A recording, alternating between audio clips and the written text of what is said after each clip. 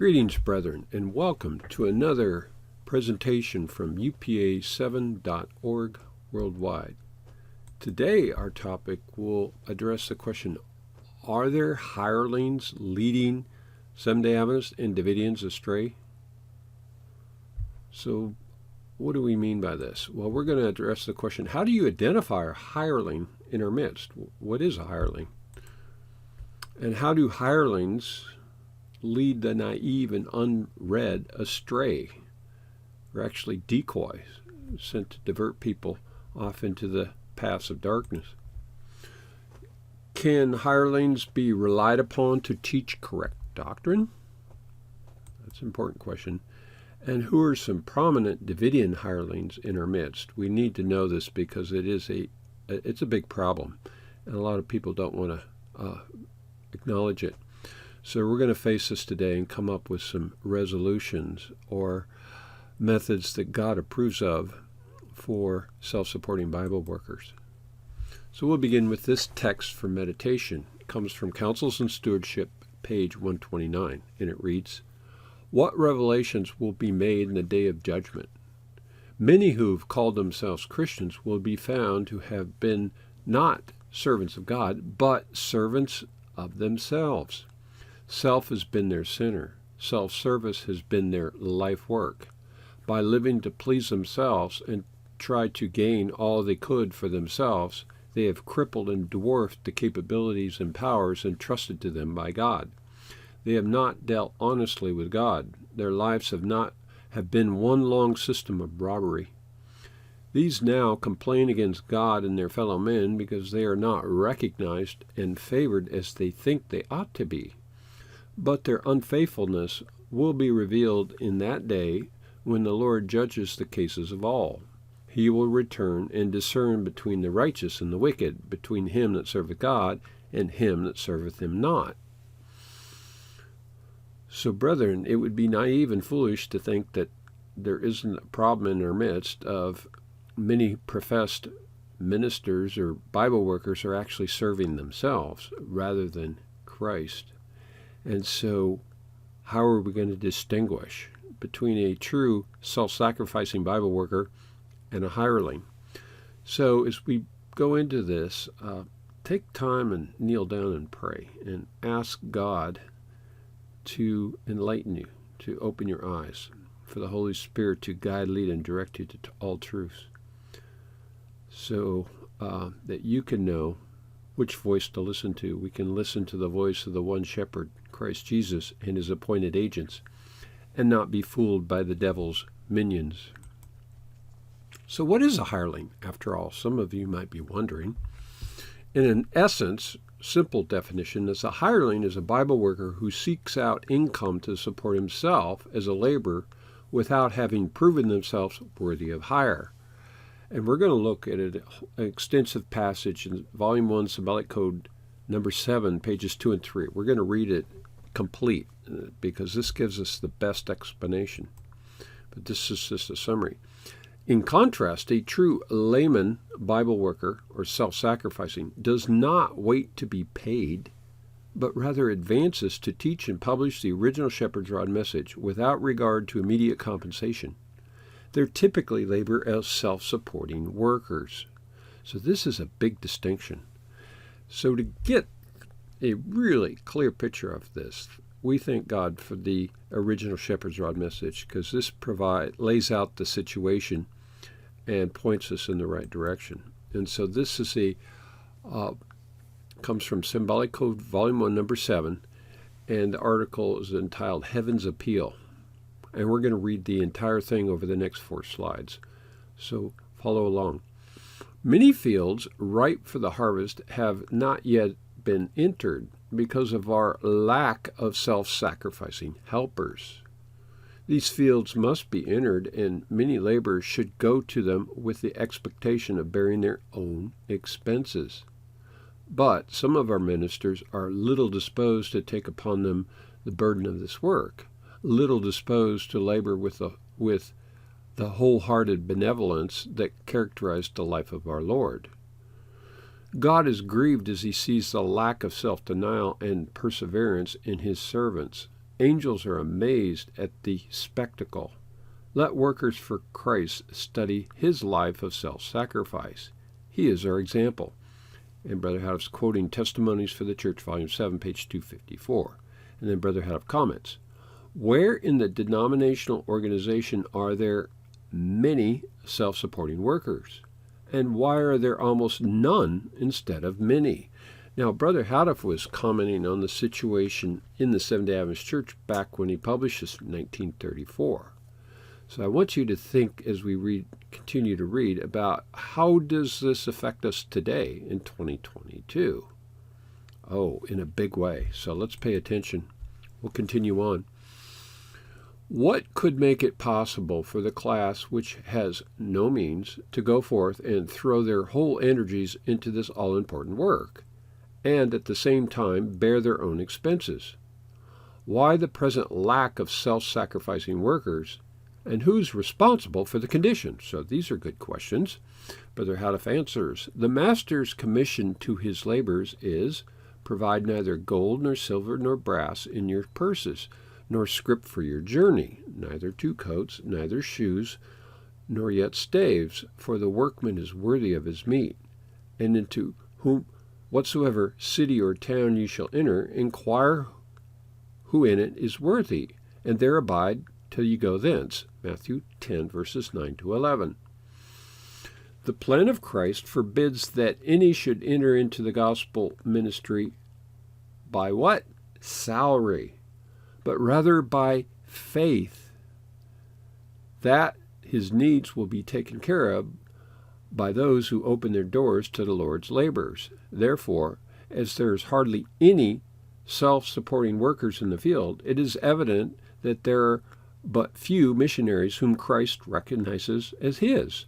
Consequently, both those who hire gospel workers by a stipulated salary and the ones who accept such a position are violating the master's command. So you notice the distinction here between those that are hired in by salary to be Bible workers and ministers versus those that walk by faith. There's a big difference.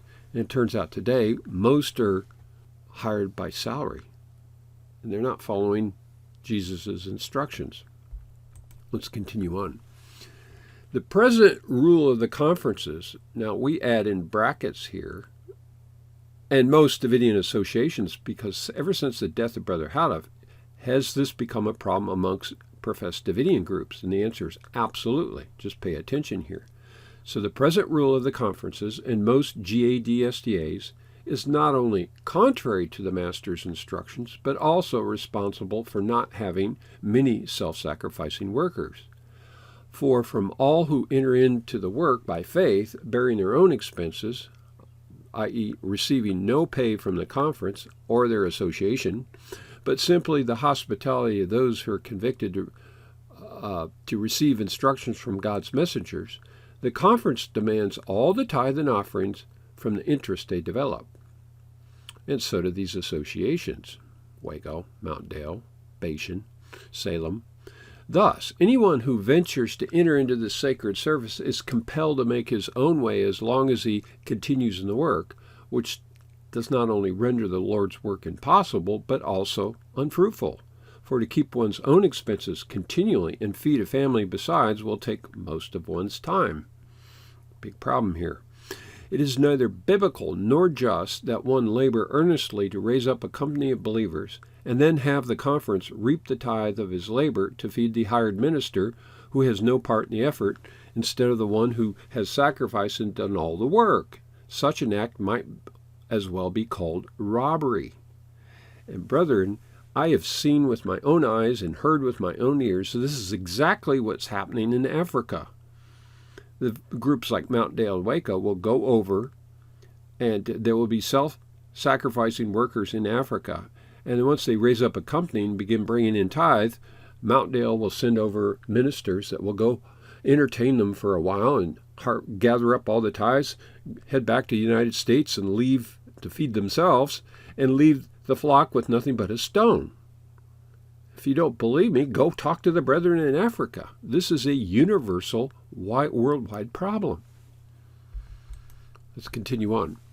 This man-made rule has barred from the field many self-sacrificing workers, thus robbing those who are in the darkness of the light of present truth, with the result that there are thousands of Seventh-day Adventists and Davidian Seventh-day Adventists without employment at this very time, who, instead of entering into the gospel work as Christ has asked, are walking up and down the streets expecting to receive some charitable help, the while they are all too oft getting themselves into mischief. Anybody that runs a ministry knows this, that people come and beg and ask and want to be supported here and there, and they don't have any faith that God will provide for them. But this sorry, Brother Houteff continues on, but this sorry condition would not now exist had the denomination or these Davidian associations followed the instruction of the great teacher. Moreover, there would be today have been many thousands of spirit-filled gospel workers in the field instead of a bare handful, and where there is now one convert made at great expense to the conference, there would have been thousands brought in with no expense at all.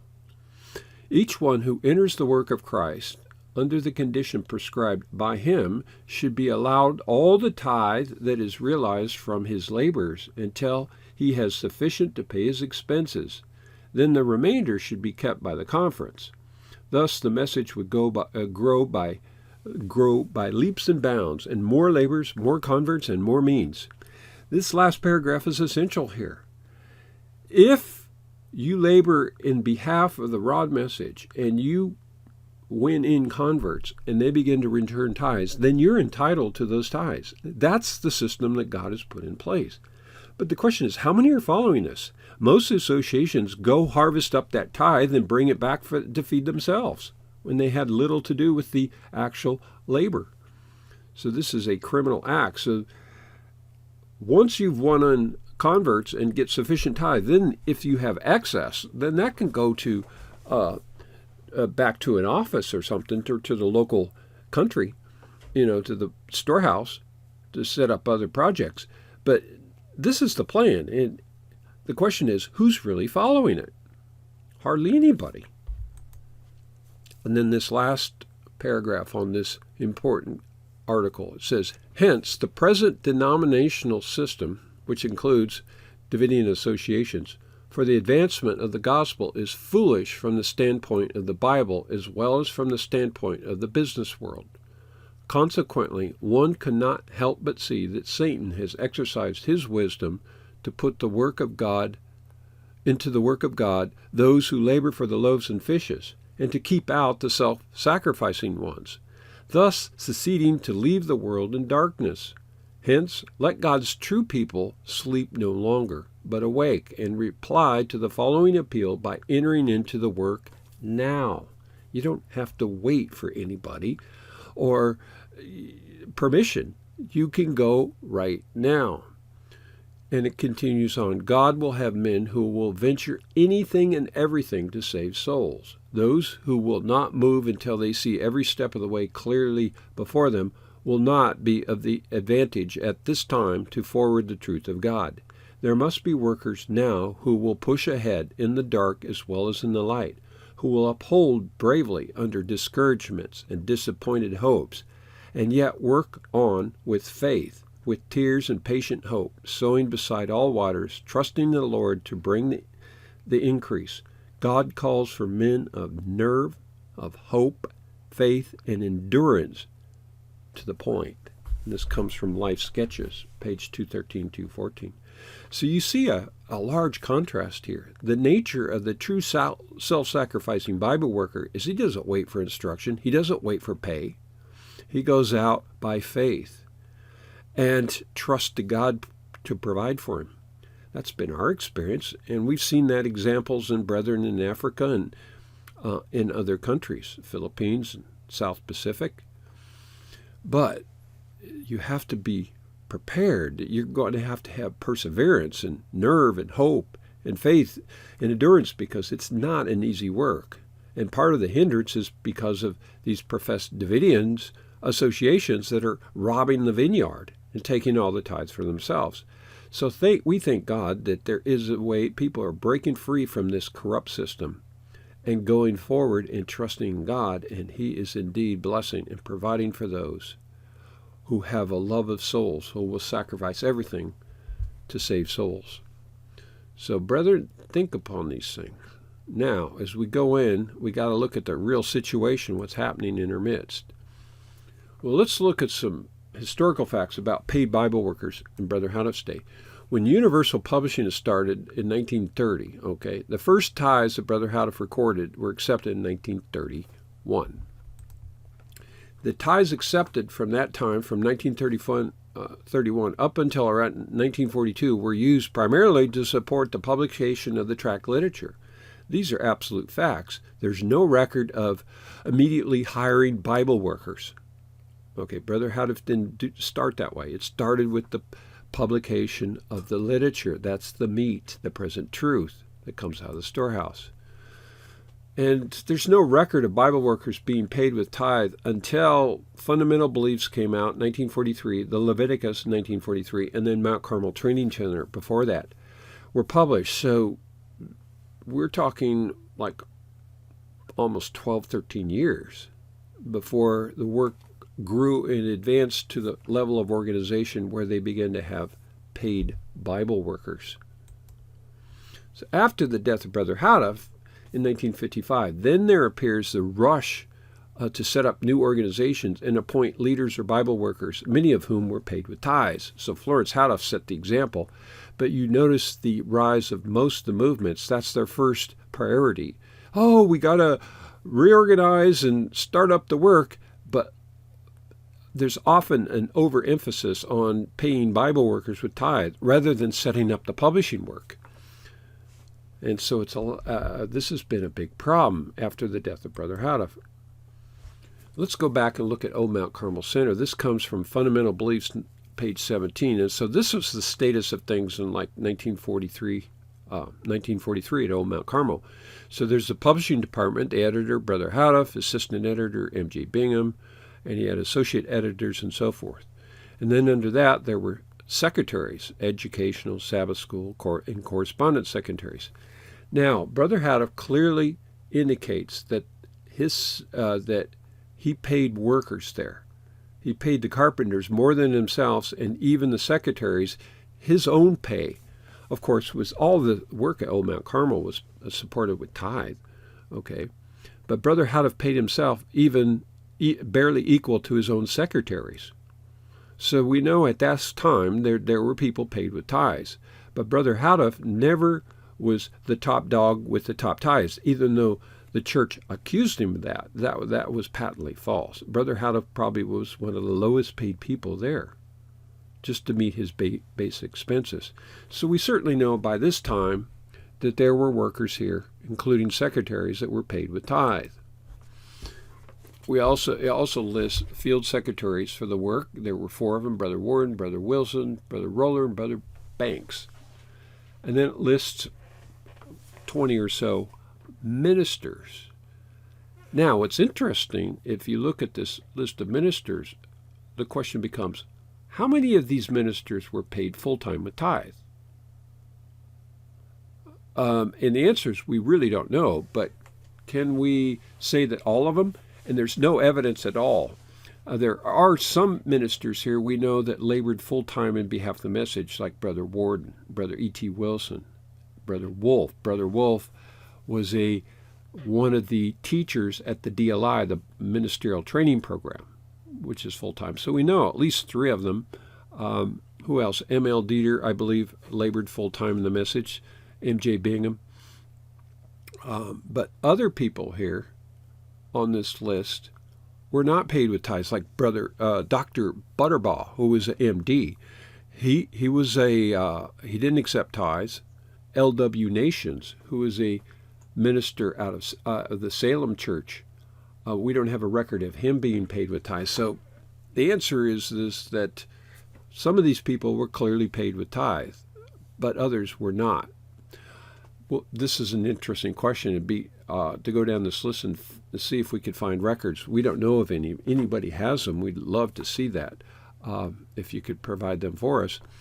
But the idea that every minister was paid full time is certainly not correct. Some were and some weren't. Many were self-supporting or self-sacrificing. Now, let's look at a current case. We got to address this because this figure, Jimmy Kakouri, is a very popular Bible worker. And we need to learn about him because a lot of people go to him. And I've encountered a sister in Canada that thought that Jimmy Kakouri was a storehouse and wanted to return tithes there. And I'm like, what? Jimmy Kakouri is not a storehouse. And so how do you know this? Well, let's look at some facts about who this person is.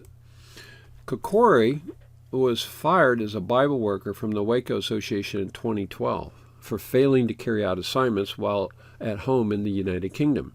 As most of you know, Jimmy Kakouri is from the United Kingdom. He worked as a Bible worker, full-time paid with tithes for Waco, and was sent out on assignments to various countries. We would go spend time and labor in behalf of the message. But upon returning home to the UK, rather than labor for his own countrymen, Seventh-day Adventists in the United Kingdom, he would spend his time exercising and producing videos. How do we know this? Because we have a brother that knows the situation personally, knows him personally. So Kakouri would spend time making videos to put up on YouTube, and many of you have seen these from almost over a decade ago, but did very little to labor for his work, so he was released. Now, this is what's damning, is that he began to accept stipends report from the Bashan Association after 2012, even though he didn't believe their doctrines. Friends, this is the very definition of a hireling.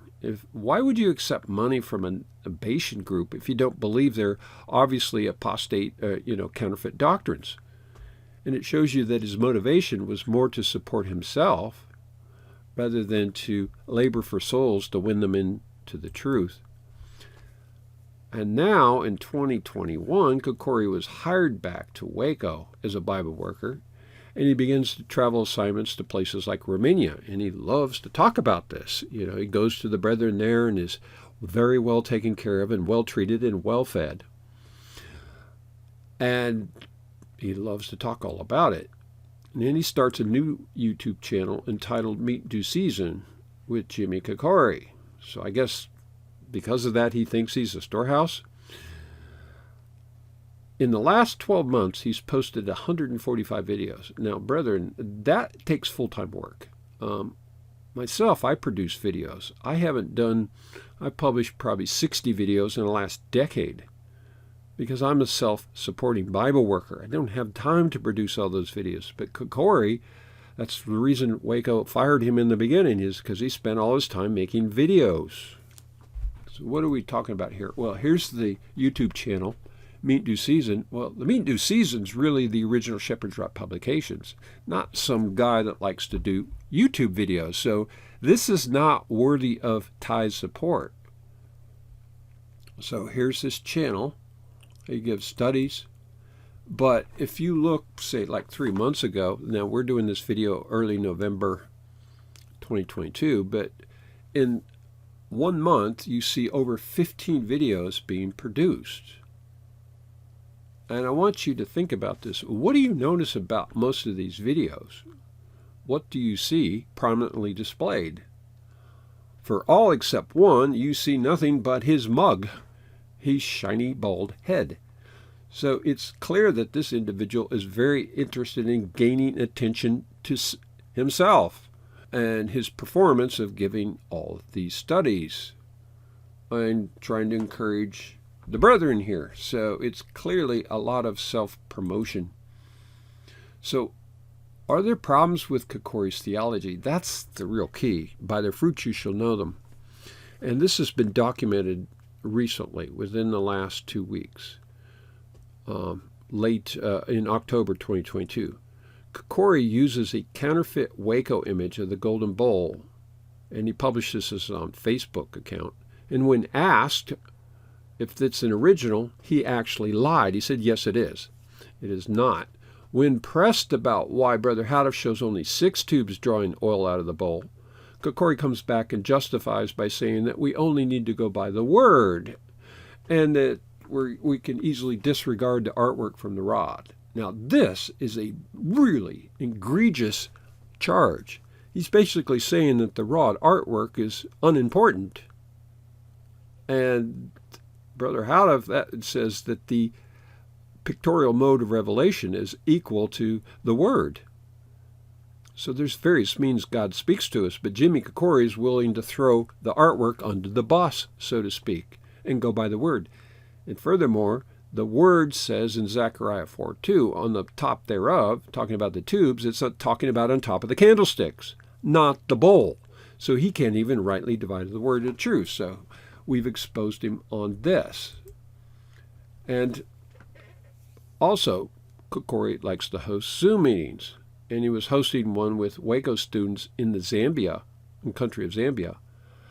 And he was openly teaching new code doctrines such as 2 phases of the message, the Jonah phase and the Elijah phase.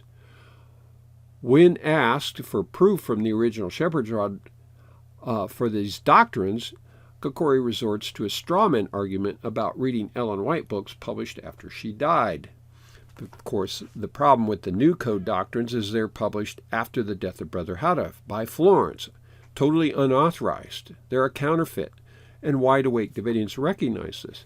But Kakouri, rather than acknowledge the problem with his false doctrines, ends up defending Florence and then makes the argument, well, we read books by Ellen White published after she died. Well, that's true, but the brother pointed out those books we read, like TM and Adventist Home and many valuable books, because one, they're in harmony with the things she published before she died. And number two, she gave authority or permission for the White estate to publish books after she died. In contrast, Brother Houteff never left such instruction for us. So Kakouri is muddying the water here. So this is a big problem, a characteristic of a hireling. So here's this counterfeit golden bowl image that Kakouri had on his Facebook page. And it shows 7 tubes drawing oil out of the bowl. Under that red arrow, you'll see that added one. And we've documented this thoroughly in prior videos. You can check a link in the description box below. But it was added by Donna Dare, and then later adopted by Mountaindale and Waco. So the drawing also is blatantly a counterfeit. The coloring scheme is revised, and the whole layout is different. This is a cheap, counterfeit, bogus Photoshop version. And it's this type of image was first created by Wanda Bloom in the 70s and copied by Donna Dare. So any wide-awake Davidian would reject this. But Jimmy Kakouri lied and said that this was the original. It's not. This is the original. We're told to get our doctrine, brother, sister, from the Golden Bowl. And this one here was restored and belongs to UPA7.org. It's very distinct, remarkable, distinct from all the others that are out there. And when you see this, it's interesting because Davidians like to use it, but they use it they attack UPA7.org, but then they use the artwork that we created based on the original, but it shows only 6 tubes drawing oil out of the bowl.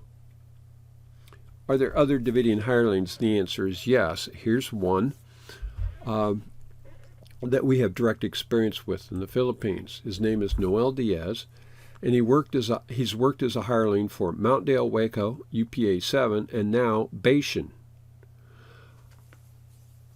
We encountered him in the Philippines, and he had told us that he had priorly worked for Mountaindale and Waco. And at the time, we didn't have a lot of experience with this, but this turns out it's a big problem in the Philippines. There are, quote, Bible workers or hirelings that love to go around from group to group and will change their loyalties, like the chameleon changing his skin color, to solicit tithes from or support from whatever group. So we ran into one that would come from the home church movement. He'd go to the SDA Reform movement, and then he came to us, and they know all the right words and all the right phrases. Oh yeah, we believe this, and then they want to go out and teach in the name of it. But when they go to the next group, they change their skin color and teach their doctrines so they can solicit support. And this is a widespread problem.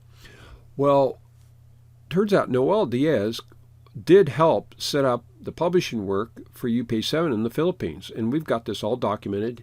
He worked with my wife's sister, and they got the equipment. And they were publishing the original tract literature. However, in our interaction with him, we noticed that he would disappear for times.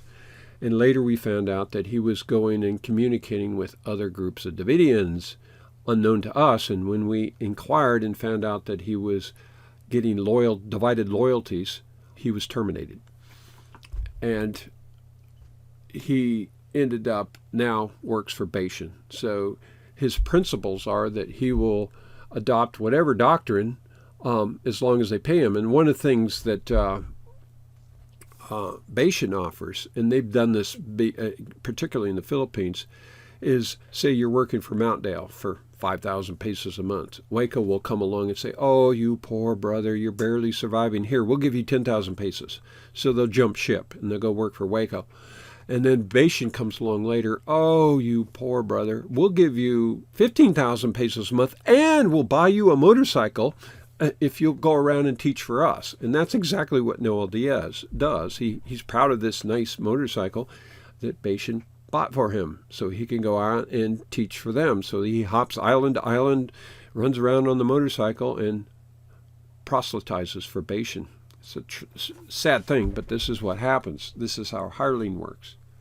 We leave you with this question. What about the former Bible workers who want to continue on as full-time paid Bible workers under this new pre-11th hour ministry that just broke away from Mountvale? They reorganize, and one of the first things they want to worry about, send us your tithe, and because we want to pay these 4 Bible workers that used to be with Mountvale. And we're like, well, wait a minute, who qualified them? Why are they automatically going to be paid full-time? Can anybody else just, come in and get paid with tithes? Meanwhile, they haven't solved the problem of publishing the original literature. All they can offer up is counterfeit Spanish translations, which are totally unauthorized. Brother Houghton's never published the literature in any other tongue other than English. But they want to go off and claim that they're worthy of tithes. So this is another problem. More hirelings? I don't think so. I think we need more self-sacrificing Bible workers. Who appointed these men? These are 3 prominent leaders from Waco. Okay. And, or this guy here, Lennox Sam, loves to exalt himself and put himself as if he's a leader. But, of course, he is more than happy to accept your tithes so you can support him and his band of minions to promote their false doctrines. Or how about these men? Now, we did a video on this about appointing unauthorized Davidian ministers, and you can check a link in the description box below. But these are leaders of Mountvale, Bible workers that have been with them for decades. And the one over on the left here is part of this pre-11th hour. So the question is, we've talked with this brother. He's like, well, Brother Eric, how do you support yourself? And we told him, by self-sacrificing. We work in labor, and God provides for us. I've accepted tithes for assignments, like to go to Africa, but I don't come back home and expect to be paid with tithes full time. I work just like everybody else by the sweat of my brow, and I return tithes as well. So they're mystified. They think they're entitled to being paid with tithes till the end of their life or something. But God has a different system. If we go out in faith, God will provide for us. So in the end, don't be a hireling or an idle shepherd. The Scripture warns us in John 10, verses 12 and 13. But he that is a hireling and not the shepherd, whose own the sheep are not, seeth the wolf coming, and leaveth the sheep, and fleeth. And the wolf catches them, and scattereth the sheep. The hireling fleeth because he's a hireling, and careth not for the sheep. So let's not be a hireling. A true shepherd will stand and no matter what happens. And Zechariah 11, verse 17, woe to the idle shepherd that leaveth the flock. The sword shall be upon his arm and upon his right eye. His arm shall be clean dried up, and his right eye shall be utterly darkened. So hirelings will jump ship because they're interested in supporting themselves rather than providing for the flock. Let us not be of this class. Let us step out in faith and trust that if we labor in behalf of the truth, that those that God brings to us and that we went in and become tithe-paying converts, we're entitled to that support. And as administrators, we should recognize that and not come into those countries and take their tithe. That's why at upa7.org we do not take tithe money from countries in Africa. We encourage them to organize and use their tithe to set up their own publishing and to support their own workers when that time comes, when they reach that level of organization. And that's the way it should be done. So what can we conclude here? Over the decades, there have arisen many Davidian Bible workers who are really hirelings seeking either a full-time job or gathering a following to draw attention to themselves. There are examples of people, Ben Roden, Ariel Dakutanen, who've come and gone, that either want a following and want to support so they can sit there and entertain their, little cult of minions. And this is a sad thing, but we should be wide awake to it. Hirelings can usually be identified by their loyalty to their source of income. When tested, will they reform in advance or retreat to defending their cherished doctrines based on the new codes, for example, i.e., somebody like Jimmy Kakouri? Perhaps the most notable Davidian hireling today is Jimmy Kakouri. He's very popular. He's got a lot of people that think he's doing a great work. But he seeks attention from his many YouTube videos. He comes in, oh, God loves you, but whenever confronted with a controversy, he'll retreat. He'll just say, oh, God loves you, brother. But he will never face the reality of what he's teaching. He's willing to accept, quote, love offerings from old ladies in other countries to support himself, but it's really their tithe money. So he doesn't make it clear that he's accepting tithes to support himself when he himself is not a storehouse. He doesn't publish the original Rod literature. So beware, brethren. This is a true sign of a fraudster. Although not as well known, there are other Davidian hirelings who operate in their countries to support themselves under the authority of whatever association pays the most at the time. A prime example being that of Noel Diaz from the Philippines. We've dealt with him personally, and brethren, don't be fooled by this.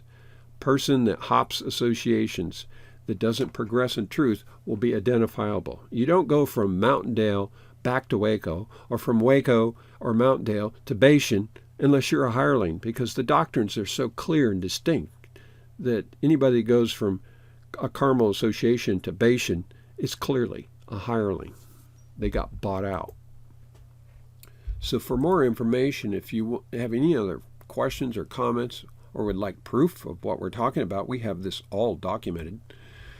Request an outline of the study as a PDF, or best yet, learn how to print the original Shepherd's Rod literature in your part of the vineyard, or learn how to labor in God's vineyard as a true self-supporting, self-sacrificing labor in the name of the original Shepherd's Rod message, then feel free to contact us anytime, because this is what we're doing. All of us, all the people, the publishing directors, and anybody that supports upa7.org is a self-supporting Bible worker. We do not have full-time paid Bible workers because we believe that money should be used to advance the message. If you labor in the name of the message and you win in converts, then you're entitled to that tithe. And we've told that people that's the best job you could ever have in heaven. So our role is to acknowledge that and not to go steal that tithe. So we don't take the tithe from these countries. God blesses us here in the United States, and God takes care of us. So here's some of the many we've had associations we've set up so far to publish the work: South Africa, Zimbabwe, United States, Vanuatu, South Pacific, Zambia, and Malawi. And we're working right now on other countries to help the brethren organize and set up their own publishing work. We have websites. You can contact us by email or text. Join us on WhatsApp. We have video channels, several of them. We're growing. And these are all, like I say, self-supporting work. We help them. But as this grows, we're going to train, Bible workers to be candidates for the 144,000. So, brethren, come join with us. And help to reach the 144,000 scattered throughout Laodicea, 22 million Adventists. They need to hear this message. And this is the simple means by which Christ is seen taking the reins in his own hands. So we thank you for your attention. And may God richly bless you as you step out in faith to labor for him in the name of the original Shepherd's Rod message. Take care. God bless and Godspeed.